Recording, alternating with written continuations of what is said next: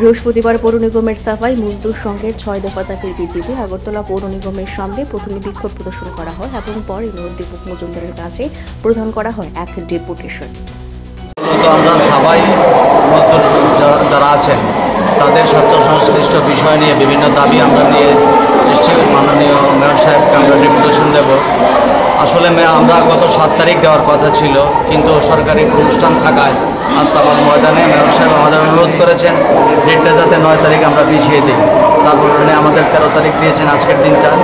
তাই আজকের দিনে আমরা কয়েকটা দাবি নিয়ে ওনার কাছে আছি। মূলত যে দাবিগুলো হচ্ছে, আপনারা জানেন সার্ভিস রুল অনুসারে 5 বছর যদি কারো অতিক্রান্ত হয় তাকে রেগুলার বা নিয়মিত করা হয়, কিন্তু কেউ 5 বছর, কেউ 10 বছর, 25 বছর পর্যন্ত কাজ করার লোক এখানে আমাদের আছে, কিন্তু তাদেরকে এখনও নিয়মিত করা হয়নি।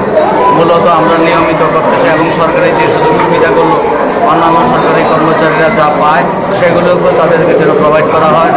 আমরা মাননীয় মেয়র সাহেবের কাছে অনুরোধ রাখবো এবং রাজ্য সরকারও যেহেতু জনকল্যাণমুখী কাজ আমরা করে যাচ্ছি আমরা জানি, সেই হিসাবে মেয়র সাহেবের মাধ্যমে আমরা আজকের এই ডেপুটেশনটা আমরা দিতে যাচ্ছি ওনার কাছে।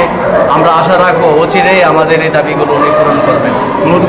দাবি নিয়ে আপনার দাবিগুলোর মধ্যে আমাদের মূলত যে দাবিগুলো আছে এটা হচ্ছে চাকরি সুনিশ্চিত করা এবং প্রত্যেককে 10 বছর যাদের অন্তত কম অতিক্রান্ত হয়েছে সেই হিসাবে বাকিদের যাতে নিয়মিত করা হয় এবং বাকি যারা 5-10 বছরের নিচে আছে তাদের বেতনক্রম যেন আজকের যে মিনিমাম যে ওয়েজেস 18,000 টাকা, সেটা আপনারা জানেন। আমরা সর্বভারতীয় ক্ষেত্রে ভারতবর্ষের 766টি জেলায় DM to PM আমরা ডেপুটেশন দিয়েছি যাতে লিভিং ওয়েজেস দেওয়া হয়, কারণ দৈনন্দিন জীবনে 18,000 টাকাও কম। গভর্নমেন্ট অফ ইন্ডিয়ার যে কনস্টিটিউশনাল যে রাইটস আছে সেটা হচ্ছে 18,000 টাকা মিনিমাম ওয়েজেস এবং সরকারি যে সুযোগ সুবিধা মেডিকেল লিভ, ELCL ইত্যাদি।